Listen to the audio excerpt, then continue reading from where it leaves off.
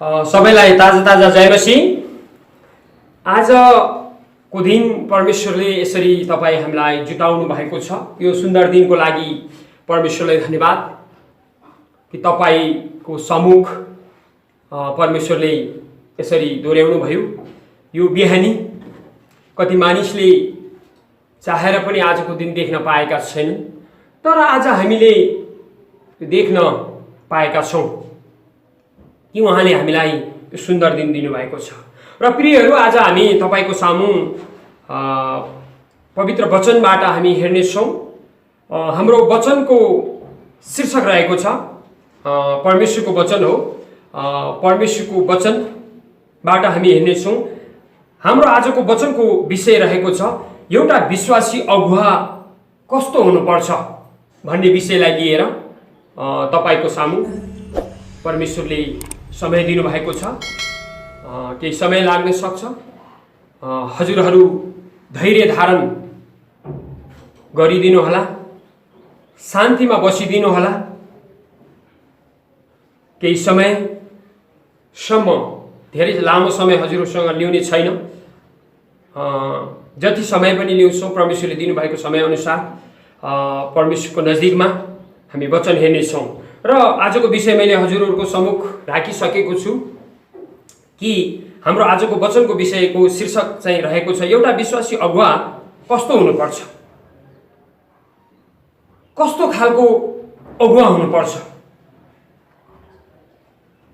आफ्नो मान सम्मान खोज्ने मात्रै हो कि आफ्ना विश्वासीहरूलाई आदर गर्ने पनि हो कि?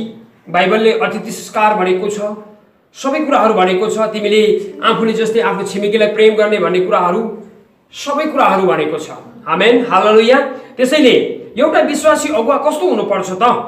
प्रभु यीशुले भन्नुभएको छ बाइबलमा, तिमीले आफ्नो इच्छा पूरा गर्ने होइन तर परमेश्वरको इच्छा पूरा गर्नुपर्छ भनेर चाहिँ वचनमा बताइएको छ। कि हामीले परमेश्वरको इच्छा के हो त? उहाँको इच्छा के हो? उहाँको इच्छा चाहिँ उहाँको आज्ञा पालन गर्नु, उहाँको शिक्षामा हिँड्नु, छिमेकीलाई आफैलाई झैँ प्रेम गर्नु, मानिसहरूलाई सिकाउनु। जस्तो प्रभु यीशुमा अनुग्रह बग्दथ्यो त्यस्तै हामीमा पनि अनुग्रह बग्नु पर्दछ। प्रभु यीशुसँग हजारौँ हजार मानिसहरूले पछ्याउँथे, तपाईँ र हामीलाई पनि पछ्याउनु पर्छ। अगुवा त्यस्तो हुनुपर्छ। प्रभु यीशुले भन्नुभएको छ, हामी हेर्नेछौँ यूहन्ना 21 अध्यायमा गएर हामी हेर्नेछौँ कि एउटा अगुवाको जिम्मेवारी परमेश्वरले दिनुभएको त्यो जिम्मा के हो त? के आज हामीले त्यस्तै गर्दैछौँ कि गरिरहेका छौँ? मण्डलीमा ठुला ठुला कुरा गर्ने, वचन यसरी बोल्ने, तर के त्यो वचन अनुसारको हामी जिरहेका छौँ कि हामीले त्यसै अनुसारको सिकाइरहेका छौँ? आज प्रियहरू, मानिसहरू एउटा अगुवा भनेको छ। अगुवाले सिकाउने कर्तव्यहरू त सिकाउँछ, नसिकाउने कुरा होइन, धेरैले सिकाउँछन्।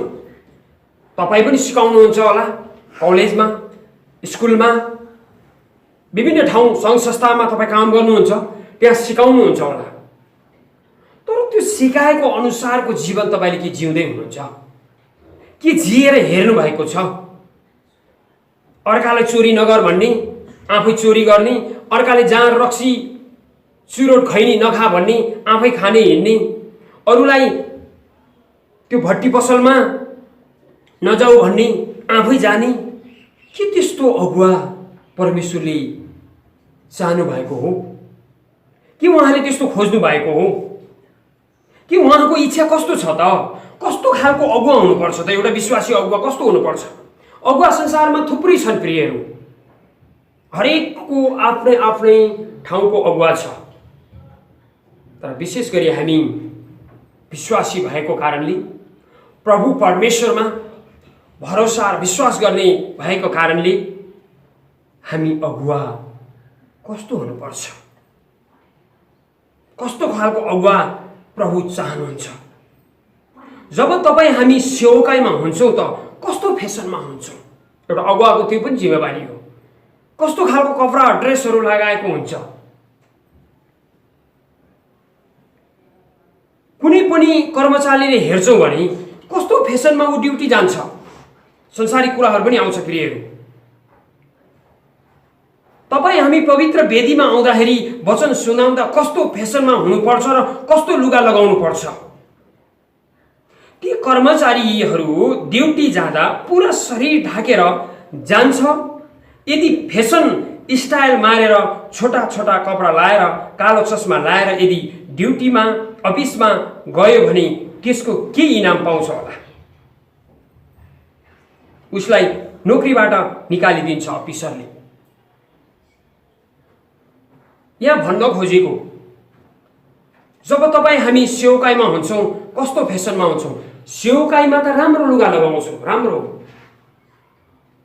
किनभने संसारको विवाहमा जब तपाईँ हामी जान्छौँ,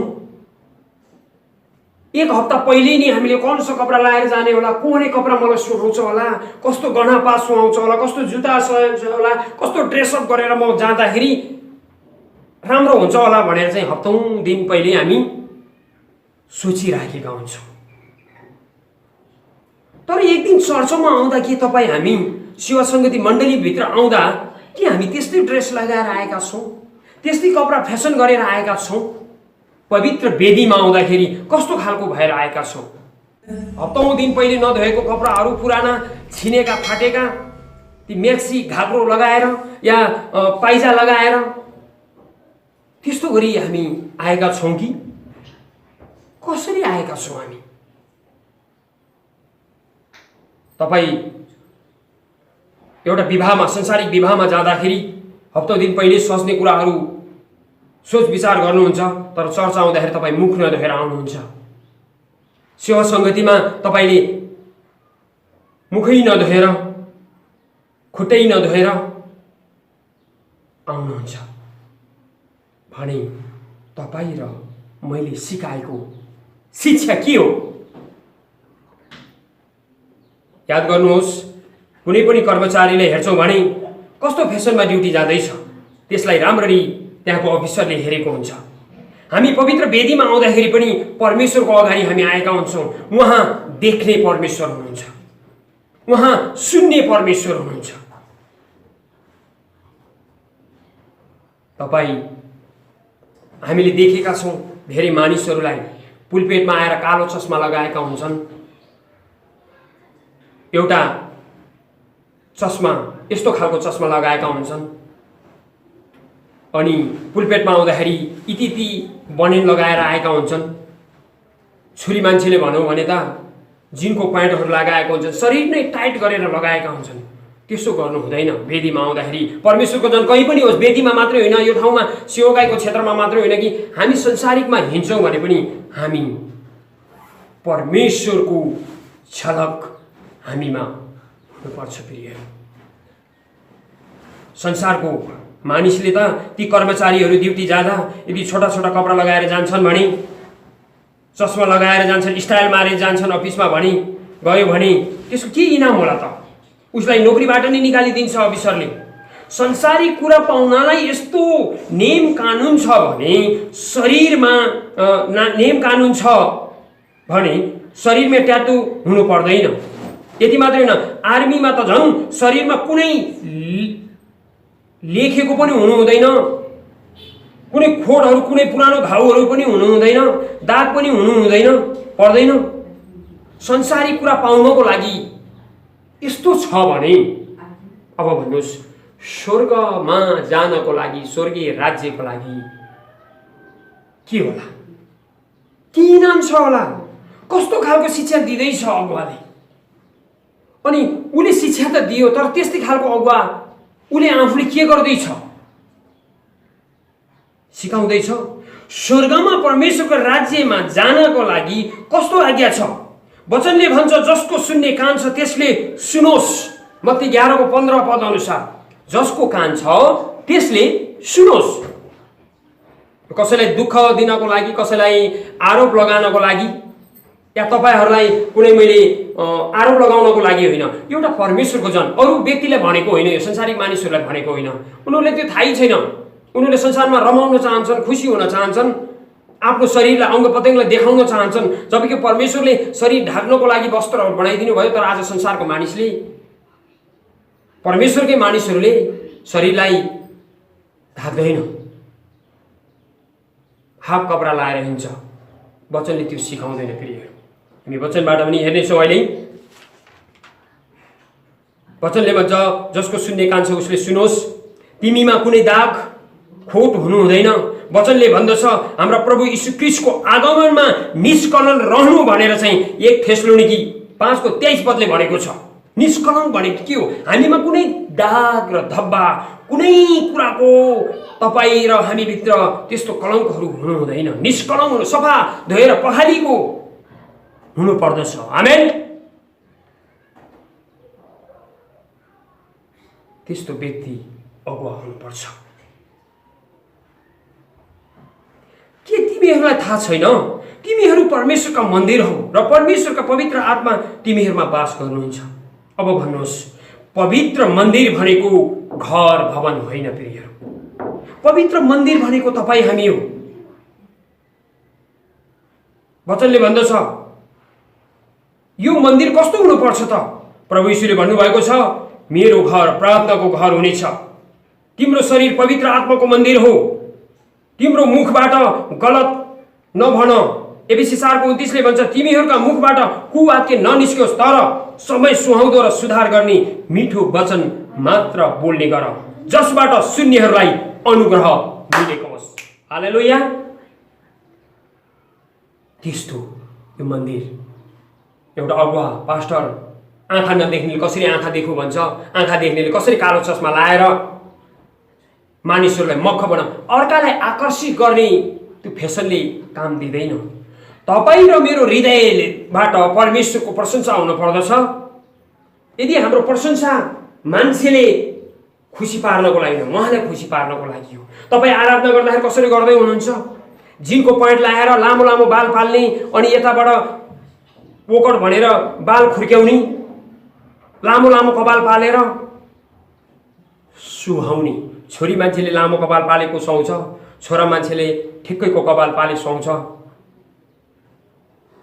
मैले तपाईँलाई नराम्रो भनेको होइन, तर हामी विश्वासी जन, एउटा अगुवा पनि र अगुवाको साथसाथै हामी सबै विश्वासी हो, प्रभुका जन हौँ।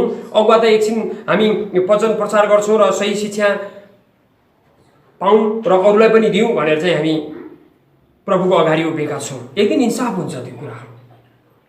त्यसैले कुवाकी ननिसोस्, हाम्रो मुखबाट सुधार गर्ने मिठो वचन मात्र बोल्ने गरौँ, जसबाट सुन्नेहरूलाई अनुग्रह मिलोस्। अनुग्रह हामीबाट बग्नुपर्छ प्रियहरू।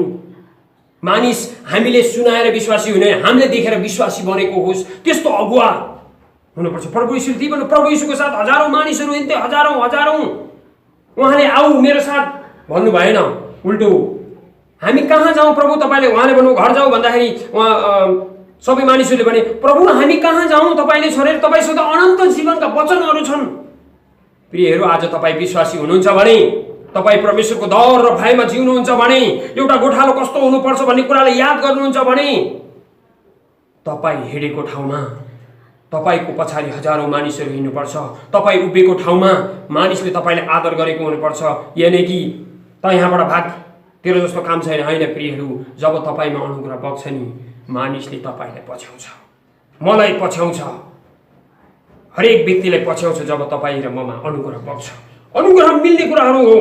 प्रभु यीशुले भन्नुभयो, मानिसको पुत्र सेवा पाउनलाई होइन सेवा गर्नलाई आएको हो भन्नुभएको छ। सेवा पाउनलाई होइन, दिनलाई। के आज सेवाकाई गर्दै हुनुहुन्छ तपाईँ? हामी त यही भन्दै गर्छौँ।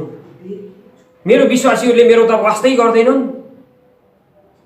मलाई त खानै दिएन, मलाई आवश्यकता परेको थियो त्यो चिजै दिएन, यस्ता पनि विश्वासी हुन्छन्। होइन प्रियहरू, प्रभु यीशुले भन्नुभएको छ स्पष्ट, तिमी सेवा पाउनलाई होइन, तिम्रो फल त इनाम त स्वर्गमा छ। तिमी यो संसारमा सेवा गर्नुपर्छ। सेवा, तिमी अगुवा भएको कारण नै हो कि तिमीले सेवा गर्दै हिँड्नुपर्छ। फलको आशा नगर।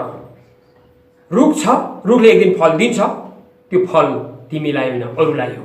तिमीले कोसिस तिमीले गर्दै हिँड्नुपर्छ। सेवा पाउनलाई आफू अगाडि नबढ, सेवा गर्नको लागि अगाडि बढ। कसैको काम गरिदिनु छ कि, कसैको घरमा खानापिना पो छैन कि, कस्तोरी हुन्छ हामीले सेवकाई पुरा गर्नुपर्दछ। वचनले हामीलाई त्यही सिकाउँछ। परमेश्वरले त्यही भन्नुभएको छ, सेवा पाउनलाई होइन सेवा गर्नलाई आएको भन्नुभयो। तिमी दुई जिब्रे हुनु हुँदैन। तिमीहरूले भनेको वचन चाहिँ हो भने हो, होइन भने होइन मात्र होस्। यीभन्दा बढी चाहिँ दुष्टबाट आउँदछ। मत्ती 5:37 अनुसार। त्यसैले प्रभुको सेवकाई गर्दाखेरि, महिमा गर्दाखेरि, प्रशंसा गर्दाखेरि तपाईँ एउटा अगुवा भइसकेपछि जब संसारमा जानुहुन्छ, कालो चस्मा लाएर फोटो अपलोड गरेर फेसबुकमा हाल्ने, अन्यथा कुनै पनि सोसल मिडियामा हाल्नुहुन्छ, मेरो मान्यता र मेरो भनाइ चाहिँ त्यो गलत हो। तपाईँ जस्तो हुनुहुन्छ परमेश्वरले सुन्दर बनाउनु भएको छ। तपाईँ आँखा देख्दा देख्दै किन त्यो कालो चस्मा, यस्तै कालो चस्मा लगाउन चाहनुहुन्छ? नलगाउनुहोस्। एउटा अगुवा भएपछि अरूलाई भनेको होइन मैले, अगुवालाई, परमेश्वरका जनहरूलाई, म आफैलाई पनि र अरूलाई पनि। पुलपेट पाउँदाखेरि या चर्चमा कोही पनि व्यक्ति आउनुहुन्छ, तपाईँले जस्ने खालको कपडा लाउनुहोस्, त्यो कालो चस्मा लाएर मण्डलीमा आएर नबस्नुहोस्। हो, यो कुराले बुझिराख्नु होला। एउटा अगुवाले सिकाएको कुराहरूलाई कहिले पनि तपाईँले पर नफाल्नुहोस्।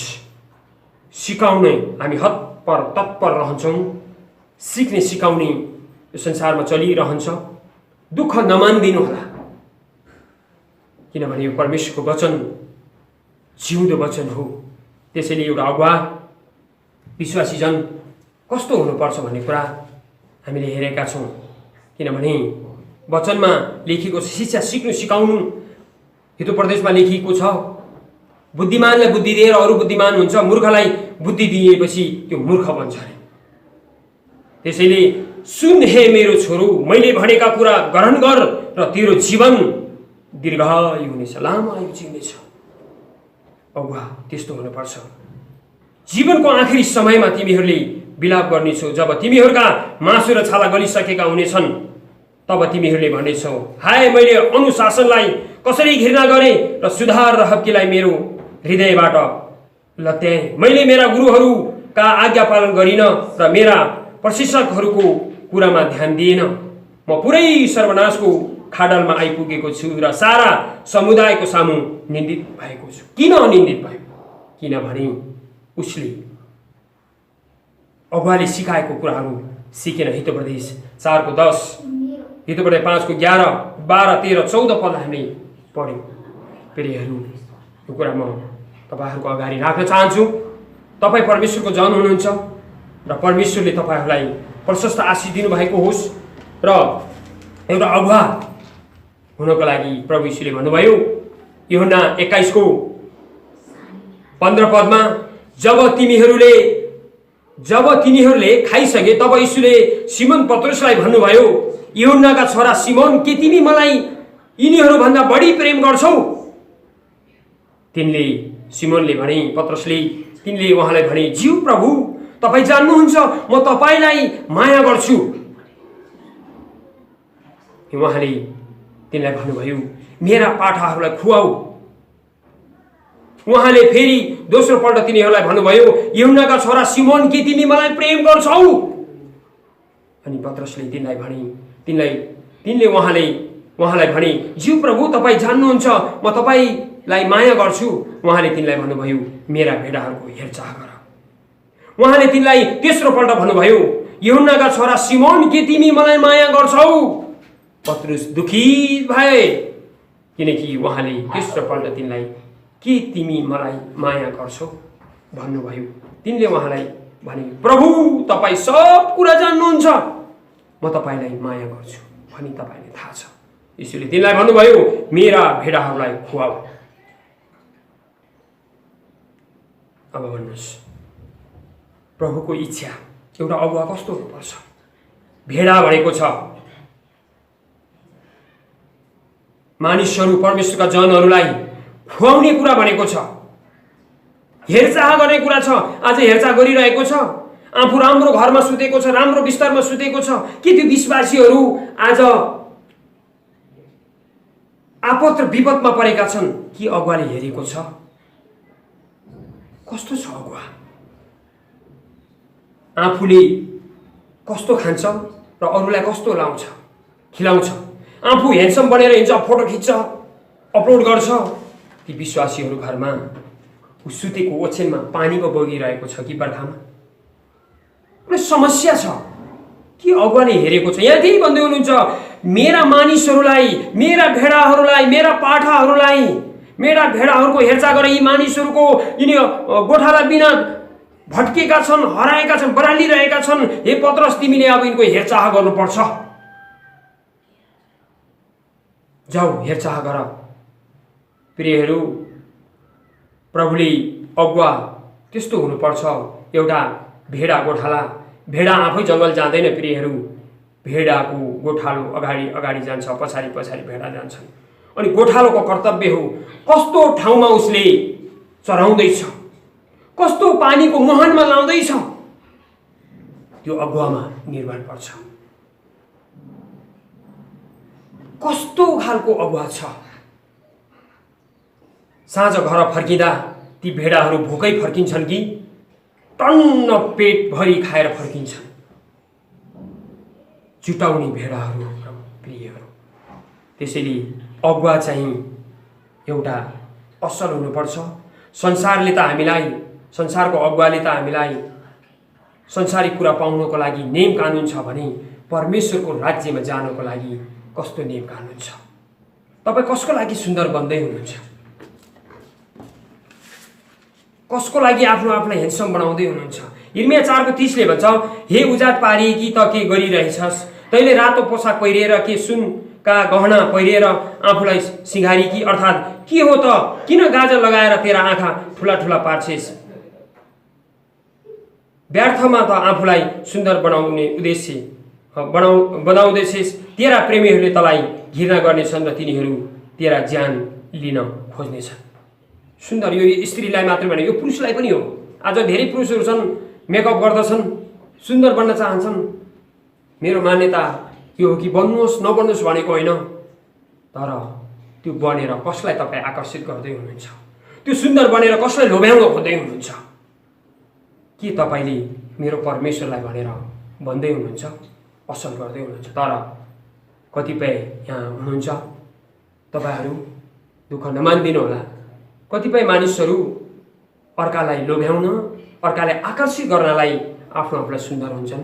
त्यो टाइट न टाइट कपडा लाएर, शरीर नै देखिने हिसाबको फेसन गरेर मण्डलीमा आउनुहुन्छ। त्यसो नगर्नु होला, किनभने यो पवित्र वेदी हो। जब हामी पवित्र परमेश्वरको नजिकमा आउँछौँ भने आफ्नो आफूलाई परमेश्वरको अधीनतामा, परमेश्वरमा हामीले ढाल्नु पर्दछ। यहाँ त्यही भनेको छ, हाम्रो भेडाहरूलाई राम्रो खुवाउनुपर्छ। एउटा अगुवाले परमेश्वरको राम्रो हेरचाह गर्नुपर्छ। के अनुग्रह छ भन्दैमा हामीले पाप गरिरहने त? त्यसो होइन। एक दिन त्यसको हामी परमेश्वरको अगाडि उभिनुपर्छ। उहाँले सबैलाई माया गर्नुहुन्छ। तर एउटा अगुवा कस्तो हुनुपर्छ भन्ने कुरा चाहिँ तपाईँले र मैले जानिराख्नु पर्दछ। वचनले यही सिकाउँछ, मेरा प्रभु यीशुले यही भन्नुभयो, त्यस्तो अगुवा प्रभु खोज्नुहुन्छ, आफ्ना विश्वासीहरूको वास्ता गर्ने, फिक्री गर्ने। आज संसारमा अगुवाहरू यस्ता छन्, राम्रो ठाउँ घुम्न चाहन्छन्, देश विदेश जान चाहन्छन्। राम्रो नजाऊ भनेको होइन। देश विदेशमा गएर के तपाईँ हामीले ती अङ्ग्रेजहरूलाई प्रचार गरेका छौँ? कि ती अङ्ग्रेजहरूलाई सुसमाचार सुनाएका छौँ? आखिर नेपालीहरूलाई नै गएर त्यो ठाउँमा हामीले सुसमाचार सुनाउने होइन, ती सुसमाचार सुनाएर बाँचेका आत्माहरूलाई नि त वचन सुनाउने हो। त्यो त हामी यहाँ पनि गर्न सक्छौँ। मेरो मान्यता यो हो, यदि तपाईँ विदेशमा जानुहुन्छ, सेवाकाईको क्षेत्रमा जानुहुन्छ भने ती अङ्ग्रेजहरूलाई सुसमाचार सुनाएर आउनुहोस्। यो मेरो प्रार्थना छ। त्यो अगुवा परमेश्वर चाहनुहुन्छ। तपाईँ जानुहुन्छ उही नेपालीले स्थापना गरेका मण्डलीहरूमा सेवाकाई गरेर आउनुहुन्छ, अनि म त विदेशमा यति देश गएँ, त्यति देश गएँ भन्नुहुन्छ। राम्रो हो, जानुहोस्, सेवाकाई गर्नुहोस्, तर बाँचेको आत्मालाई के बचाउनुहुन्छ? नबाँचेको आत्मालाई बचाउनुहोस्। त्यो नै असली परमेश्वरको अगुवा हो। आमेन, हालेलुया। यो चाहिँ परमेश्वरले दिएको वचन हो। जिउँदो, जीवित र महान परमेश्वरको प्रतिज्ञाहरू छन्, जो तपाईँ गर्नुहुन्छ भने तपाईँले आशिष पाउनुहुन्छ। हालेलुया। कसैले दुःख मान्छ होला यो सुनेर प्रियहरू, दुःख त्यसैले मान्छ जसले उद्धार र मुक्ति पाएको छैन। दुःख त्यसैले मान्छ जसले वचनलाई आफ्नो हृदयभित्र बीज गाडेको छैन। त्यसैले तपाईँ कुन ठाउँमा जान चाहनुहुन्छ, जुन देशमा पनि जानुहुन्छ, त्यहाँको मानिसहरूलाई सुसमाचार सुनाउन जानुहुन्छ भने तपाईँ जानुहोस्। त्यो मण्डलीमा मात्रै गएर वचन प्रचार गर्नको लागि हो भने नजानुहोस्, किनभने ती त वचन आत्मा बाँचिसकेको छ। तपाईँको युट्युबद्वारा, फेसबुकद्वारा, कुनै माध्यमद्वारा पनि उनले वचन सुनिसकेको छ। तर त्यो ठाउँमा जानुहुन्छ भने ती अङ्ग्रेजहरूलाई प्रचार गर्नुहोस्, ती अङ्ग्रेजहरूलाई सुसमाचार सुनाउनुहोस्, ती मुस्लिमहरूलाई सुसमाचार सुनाउनुहोस्। जो तपाईँको भाषा जान्दैन त्यो व्यक्तिहरूलाई तपाईँले सुसमाचार सुनाउनु। जसरी वहाँबाट, त्यो देशबाट, समुद्र पारीबाट, खाडी मुलुकबाट आएर हामी नेपालीहरूलाई हिन्दुस्तानमा आएर, नेपालमा आएर सुसमाचार सुनाए। उनले हाम्रो भाषा जान्दैनथे तापनि कुनै माध्यमद्वारा सुनायो भने तपाईँ पनि त्यो देशमा गएर ती प्रभुलाई नग्रहण गरेका, नचिनेका व्यक्तिहरूलाई तपाईँ गएर सुसमाचार सुनाएर ग्रहण गराउनुहुन्छ भने त्यसको लागि म शाबाश र धन्यवाद दिन्छु। मेरो परमेश्वरले त्यस्तो गोठालो खोज्दै हुनुहुन्छ, तपाईँ त्यो बाँचेको आत्मालाई होइन। यदि म हिन्दुस्तानमा जान्छु भने, म नेपालीको मण्डलीमा गएर वचन प्रचार गर्छु भने मेरो के फाइदा? फाइदा त त्यहाँ छ जहाँ हिन्दुस्तानीहरूको मण्डलीमा परमेश्वर एउटै हुनुहुन्छ। त्यो ठाउँमा गएर म प्रचार गर्छु भने ती मानिसहरूले बुझन् कि नेपालीलाई पनि परमेश्वरले चलाउनु भएको रहेछ। तर हामी त नेपालीमा मण्डलीमा गएर प्रचार गरिरहेका छौँ। शाबाश त भन्छ, परमेश्वरले आशिष त दिनुहुन्छ, तर गोठालो परमेश्वरले त्यो चाहनुहुन्छ तिमी पृथ्वीको अन्तिम छोरसम्म जानुपर्छ। स्थापना भएको मण्डलीमा गएर प्रचार गर्ने तपाईँको पाहुना हो, राम्रो कुरा जानुहोस्, भेटघाट गर्ने कुरा राम्रो हो, जानुहोस्। तपाईँ पनि जानुहोस्, सेवाकाई गर्नुहोस्, नगर्नुहोस् भनेको होइन। तर त्यो कालो चस्मा लाएर होइन, पुलपेटमा आउँदाखेरि जिनको पैड लाएर होइन, म्याक्सी घाग्रो लाएर होइन, चुस्ती लाएर होइन, छोरी मान्छेले कोट पैड लाएर होइन कि साडी लाएर आउनुहोस्, वचन प्रचार गर्नुहोस्। छोरा मान्छे भने टक्क ड्रेसमा आउनुहोस्, प्रचार गर्नुहोस्। परमेश्वरले चाहेको अगुवा त्यस्तो तपाईँले हेरेर मानिसहरू पछाडि परुन्। आज वचन सुनाएर मान्छे तपाईँको अगाडि पछाडि आउने छैन। तपाईँले हेरेर तपाईँको उठाइ बसाइ लावाई खावाई सबै कुराहरू देखेर मात्र तपाईँले विश्वास गर्छ। तपाईँको भवनमा तपाईँसँग सेवा सङ्गति गर्नलाई तपाईँको नजिकमा आउँछ। आज त्यो वचन सुनाएर मेरो चर्चमा आउनुहोस् भने कोही पनि आउनेवाला छैन। प्रियहरू, म तपाईँ आउनुहोस्, तपाईँको रोग निको हुन्छ भने कोही पनि आउनेवाला छैन। उद्धार र मुक्ति प्रभु यीशुमा छ, आउनुहोस्। निको बन्नलाई आउनुहुन्छ, पेटभरि खानालाई आउनुहुन्छ, म गरिब थिएँ धन पाउनलाई आउनुहुन्छ भने त्यसोलाई नआउनुहोस्। सफा भनिदिनुहोस्, अगुवा त्यस्तो हुनुपर्छ, कठोर हुनु पनि पर्छ। तपाईँ चर्च आउनुहोस्, निको हुन्छ। तपाईँ चर्च आउनुहोस्, तपाईँ गरिबी हुनुहुन्छ, ऋणबाट मुक्त हुनुहुन्छ, तपाईँ आफै दिनुहुन्छ, त्यो मुक्त हुनसक्छ। तर प्रभुले भन्नुहुन्छ तेरो विश्वासले मात्र त्यो सफल हुन्छ। मैले मेरो काम हो, एउटा अगुवाको काम हो प्रार्थना गरिदिन्छु। त्यसैले वचनमा भनिएको छ, प्रभु यीशुले भन्नुभयो मेरा पाठाहरूलाई खुवाऊ, मेरा भेडाहरूको हेरचाह गर, राम्ररी खुवाऊ। हे पत्रस, हे बुद्धिसिंह, हे फलाना, सबैलाई प्रभुले भन्दै हुनुहुन्छ। त्यसैले अगुवा परमेश्वर प्रभु यीशुले चाहे जस्तो सेवा पाउनलाई होइन, सेवा दिनलाई हुनुपर्दछ। प्रियहरू, घमण्ड गर्नेले प्रभुमा घमण्ड गर्नुपर्छ, मानिसमा होइन, आफैमा होइन, हाम्रो परमेश्वर पितामा हामीले घमण्ड गर्नुपर्दछ। धन्यवाद छ आजको वचनद्वारा हामी सबैलाई परमेश्वरले आशीष दिनुभएको होस्। यो वचनद्वारा गल्ती गरे होला तपाईँहरू क्षमा माग्छु, किनभने वचन हो, हामी सबैले छाड्छ काट्छ, ऐना हो देखाउँछ। दुःख नमान्नु होला। परमेश्वरको अनुग्रह हामी सबैसँग प्रशस्त मात्रामा छ। एउटा गोठालो परमेश्वरको अधीनमा रहेर ती भेडाहरूको हेरचाह गर्नुपर्छ। हस्त सबैलाई फेरि पनि जय मसीह।